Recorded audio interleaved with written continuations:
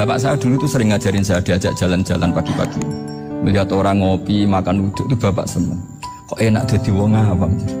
Ngene esuk-esuk nyemak bocah kesel kabeh kono enak ngopi rokokan. Bapak kadang iri sama orang awam itu iri.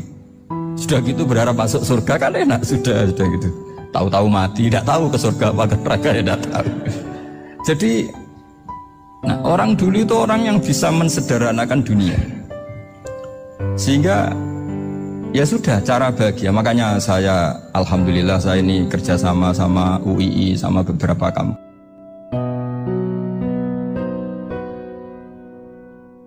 Istighna, hakikatul istighna itu adalah al-istighna anis syai' labihi. Jadi pemenuhan kebutuhan yang sebenarnya adalah kita berusaha menghindari sebanyak mungkin kebutuhan yang sekunder, yang enggak penting. Bukan memenuhi semua yang kita inginkan. Jadi misalnya begini ya, kalau kita lapar, itu keinginan kita itu makan enak apa asal makan? Tentu jawabannya asal makan yang sehat. Tapi kalau nuruti nafsu kita, makannya yang enak, teman makan ya enak. Terus di warung yang favorit. Ini kan satu kebodohan. Kenapa untuk makan saja butuh definisi sekian banyak? Yang kita harus kecewa, warung favoritnya bisa sudah tutup. Atau kita ke sana harus macet. Ribet. Yang benar-benar arif dan bijaksana itu adalah al-istighna anisya. Sesuatu yang tidak mendesak itu jangan jadikan kebutuhan. Sehingga kalau kita puasa misalnya, semua makanan itu enak karena kita sangat lapar. Sehingga Abul Qasim Al-Junaidi ketika ditanya, ma'idamu to'am, lauk makanan itu apa? Jawabannya lucu, alju, lapar. Kalau kamu lapar ya semuanya enak. Ini sudah mulai hilang. Kita bilang makan enak itu ya sate, ya gulai, ya pizza yang kita senang. Akhirnya apa? Untuk nikmati nikmatnya Allah itu kita jadi ribet. Apalagi yang orang-orang fasik harus ditemani perempuan yang tidak halal misalnya, atau harus ada ajudan, ribet. Nah pertanyaannya, orang yang ribet sama yang nggak ribet itu pinter mana? Pinter yang nggak ribet. Nah ini kearifan-kearifan yang mulai hilang.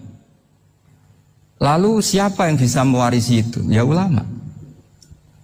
Jadi ulama itu cara berpikir sebenarnya simple. Makanya mereka sering kalau tahajud itu, di antara makalah Sayyidina Ali paling terkenal dan yang menjadikan beliau punya derajat yang luar biasa itu adalah kafani izzan an takuna li robban wa kafani fakhran an akuna laka abdan. Ya Allah, saya ini sudah begitu mulia, begitu terhormat dan sangat-sangat terhormat karena yang menjadi Tuhan itu Engkau. Jadi rumus pertama itu karena menjadi Tuhan itu Engkau. Hanya Tuhan yang abadi, Tuhan yang pertama, hanya Tuhan yang al-awwal. Coba ya Allah, kalau saya ini punya Tuhan Fir'aun, punya Tuhan mati jadi tontonan lagi, itu kerennya di mana coba? Andai kan kita punya Tuhan Fir'aun. Atau punya Tuhan yang asal-usulnya manusia, apapun hebatnya manusia itu, kita punya Tuhan manusia itu.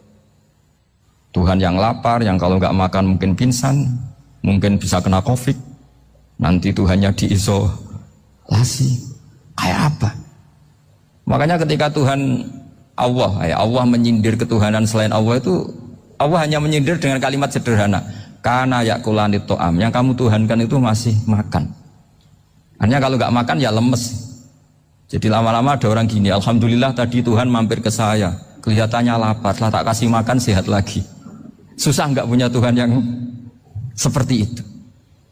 Beda dengan Tuhan kita, Tuhan yang nggak butuh makan, nggak butuh minum, al-qayyum, zat yang berdiri sendiri tanpa butuh yang lain, al-awwal.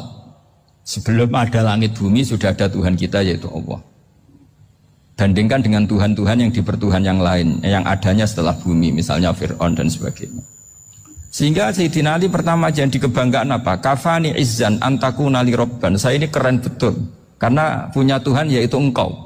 Tuhan yang lahul asma'ul husna, Tuhan yang semuanya punya kebaikan, punya keabadian, punya keagungan. Terus wa kafani fakhron an akuna laka abdan, dan saya bangga sekali karena saya menjadi hambamu. Kalau saya jadi hambanya Pak Rektor ribet kan, sudah tak hormati ternyata nanti tidak rektor, ya kan ribet kan.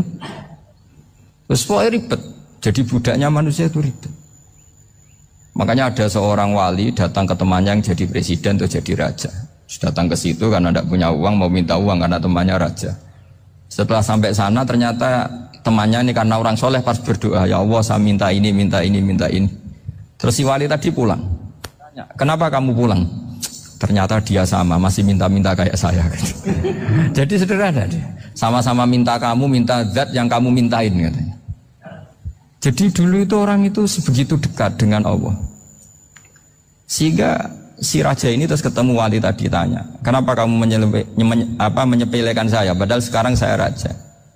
Terus ditanya sama wali tadi, karena temannya, kalau kamu di padang pasir tidak bisa minum dan harus minum 1 gelas, dengan ongkos kamu harus mengasihkan semua kerajaan kamu demi minuman itu.